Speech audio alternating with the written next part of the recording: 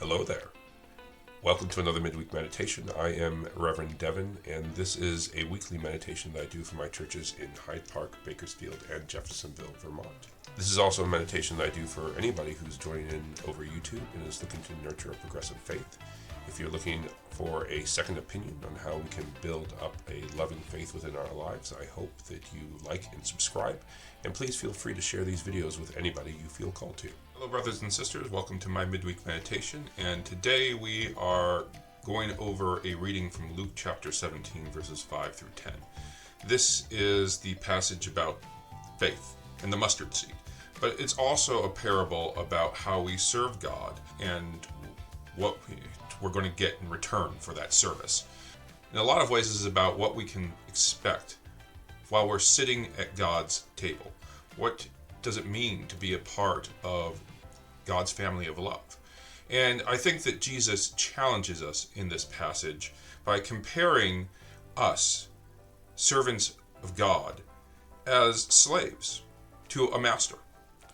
When the slaves come in from the field doing their daily labor, do they ask God or do they ask their master to give them their just desserts, give them what's due? Or do they accept that that was what was expected for them? And I think that that is challenging language for us, especially in this day and age, because slavery is not something that we take for granted here in America today. It's something that has a lot of baggage attached to it. What Jesus is trying to say here is that there are certain things as servants of God, as people who are committed to love in the world, we should just do because it's the right thing to do. But I do think that this parable throws in a lot of other questions that we should be asking. Is it okay for us to be demanding for a seat at God's table? What does it mean to be a part of a family of love? What does it mean to work for the betterment of God's love within the world? I think that those are questions that are rooted into this passage. And so let's read over it today, and then let's talk about it and challenge ourselves with the words that Jesus shares with us through this passage. Our reading today comes from Luke chapter 17, 5 through 10. The apostle said to the Lord, "Increase our faith." The Lord replied, "If you had faith the size of a mustard seed, you could say to this mulberry tree, 'Be uprooted and planted in the sea,' and it would obey you. Who among you would say to your slave who has just come in from the plow or tending sheep in the field, 'Come here at once and take your place at the table'? Would you not rather say to them, 'Prepare supper for me, put on your apron and serve me while I eat and drink? Later you may eat and drink.' Do you thank the slave for doing what was commanded? So you also, when you have done all that you were ordered to do, say, 'We are worthless slaves. We have done only what we ought to have done.'" So I think what Jesus is trying to share with his followers and us through this parable is that there's a certain baseline of love and compassion and care that we should be giving to our brothers and sisters. And that is something that should be free of charge. I think in our society today, it is difficult to come across anything that is free. Or if something is free, there's usually a catch to it, like you're committing to a monthly subscription that you're going to be paying later on. This idea that compassion must come at a cost is not the world that Jesus tells us God is looking for. Jesus is trying to encourage us to live lives where we give what we can without needing anything in reward. If you have a brother or sister who doesn't have clothes on their back, give them something to wear. If you have a brother or sister who doesn't have food to eat, give them something to eat. If you have a brother or sister who's sick, try to help them get to a hospital. These are acts of human dignity that we should be extending to our brothers and sisters without patting ourselves on the back or expecting God to pat us on the back or community to pat us on the back and say, "You did well." Of course you did well. But I do also feel that we are living in a time, especially now in 2022, where those acts of compassion are so hard to come by. It is worth making note of them when they happen. I think that the statement Jesus makes, if you have faith the size of a mustard seed, you can uproot a mulberry tree and plant it in the middle of the ocean and it will thrive. Well, that might be a miracle that's a little bit of a tall order to ask for us nowadays, but I do think that that statement is true. We as people of faith have the ability to grow faith within others, and through our acts of kindness show that faith can grow anywhere. And that's hard to do when you are faced with the hard truths, the acts of hatred that happen in the world on a daily basis. There's a reason why they have news channels that are just about good news, and the intention for that is to make it so we have a little bit more faith in humanity. A hard thing that happened this week at one of my churches is that the church was broken into. Vandals got in, they went through the church, they went through the offices, they tried to destroy our safes, didn't get into them, and they took what they could and left. And I think that especially as the congregation grapples with this reality, as they try to assess the damage, as we make police reports, as we try to file claims with the insurance company, there is a deep sense of, how could this happen? Why would anybody do this to a church? And it really does put a dent in people's faith in human dignity, faith in our ability to share that baseline level of love. But I think that there's a flip side to this coin as well. We need to pay attention to the love that the community sends our way, how they help us clean up, how they help us file those reports and those claims, how they help us get through these hard times and remind us that love does exist within every human heart. We, within the faith community, whatever faith it is we're serving, as long as we're serving this call to love, have to recognize that that's a tough job at times, that it is hard to remind people, especially when acts of violence, acts of hatred are directed your way, that there is love in the world as well. But we are committing ourselves to that mission of love, and what Jesus is telling us is that commitment, that job, that task of being a servant, or as he puts it, a slave, working for God's love in the world, you're not always going to get rewarded for it. And we shouldn't always expect rewards for it, because sometimes asking for a reward mitigates the point. Now, there is another aspect of this passage that I think needs to be talked about, and that's the slaves coming to the master's table and getting rebuked, told, well, go back to work, shut your mouths, and eat later. And I feel like that is something that we within the church need to process appropriately if a statement like that is going to be helpful to us instead of harmful.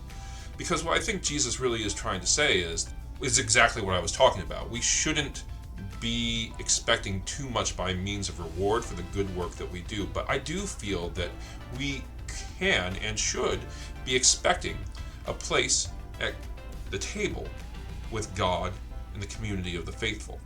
That we who are a part of the church should be opening our doors, sharing our meals, sharing our love with anybody who is committed to this work with us.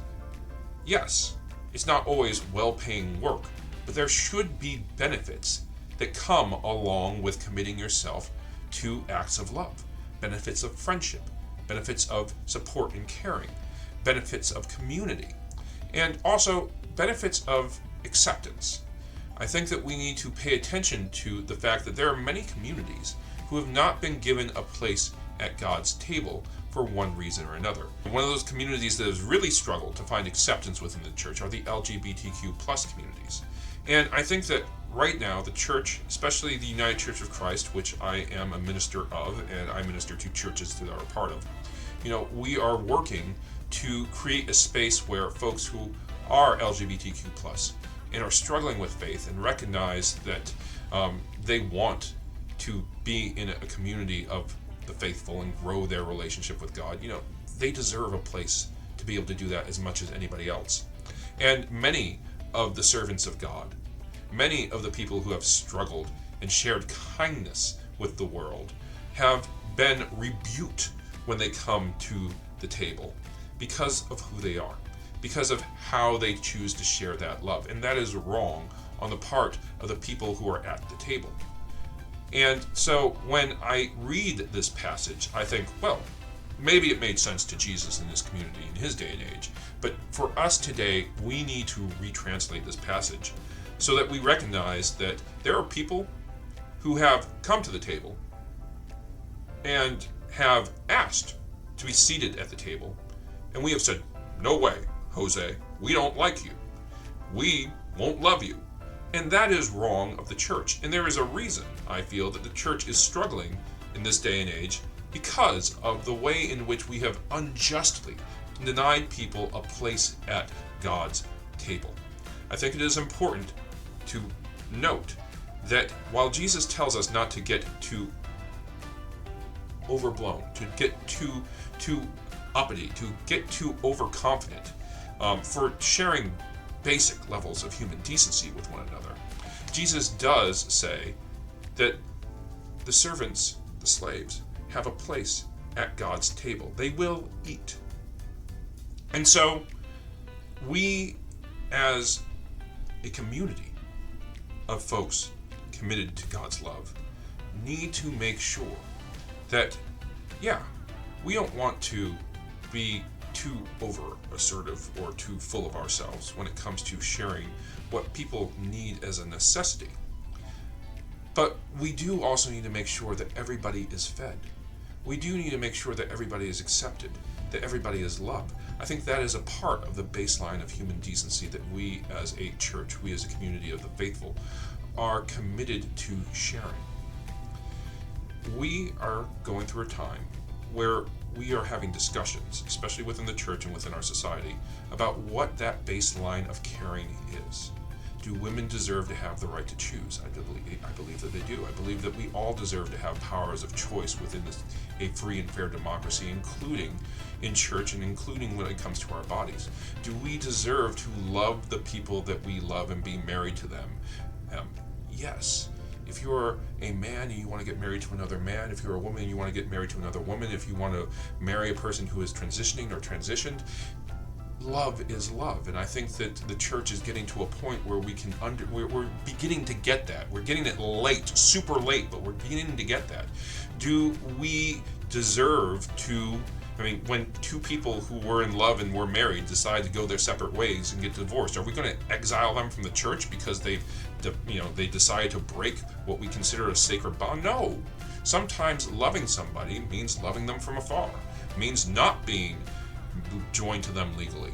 I think that we need to expand what that baseline of love is within the world if we're going to be able to better seat people at God's table.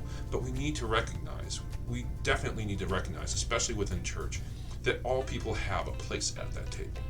And this passage in Luke 17 is challenging because Jesus is telling us that we shouldn't get too full of ourselves about having that seat at the table. But at the same time, I don't think that Jesus is denying that everybody has a seat at that table.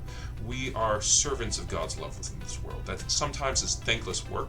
It sometimes is hard to foster faith when you're doing that work. But if you hold on to that faith, if you work towards it, if you continue to bring people into the community of God's love, then eventually that faith will grow in the world like a mulberry tree planted in salt water. I don't know if that's a good metaphor, but Jesus made it, so, I take no responsibility for that. Anyways, peace to you, and I pray that your faith grows even in the most hostile environments.